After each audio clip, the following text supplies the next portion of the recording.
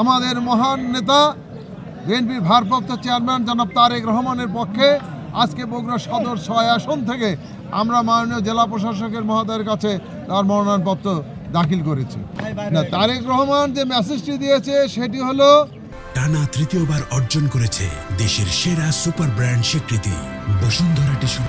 বগুড়াবাসীর কাছে তিনি দোয়া চেয়েছে, বগুড়ার সর্বস্তরের মানুষের কাছে দোয়া চেয়েছে এবং বলছেন যে বগুড়া আমি অবশ্যই যাব, বগুড়া আমার বাড়ি, বগুড়া আমার স্মৃতিবিদিত এলাকা, সেইখানে যে আমি জনগণের সাথে কথা বলবো, আমি জনগণের কাছে ভোট চাইব এবং পাশাপাশি বলেছেন আমার মার জন্য আপনারা দোয়া করেছেন, আরও দোয়া করেন যেন উনি সুস্থ হয়ে আমাদের মাঝে ফিরে আসতে পারেন। তবে আমাদেরকে জানিয়ে দেওয়া হবে যে বগুড়া কবে আসবে এবং আপনারাও জানতে পারবেন। আমরা বগুড়াবাসী আমাদের মহান নেতা তারেক রহমানকে আমরা একটি গণসম্বর্ধনা দেব ইনশাল্লাহ।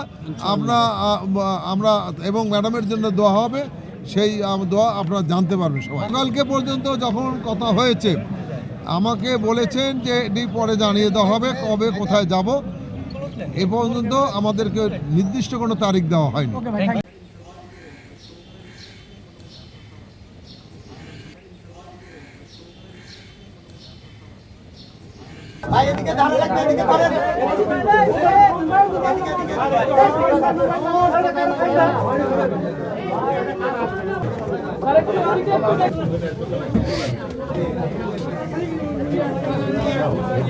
Thank you.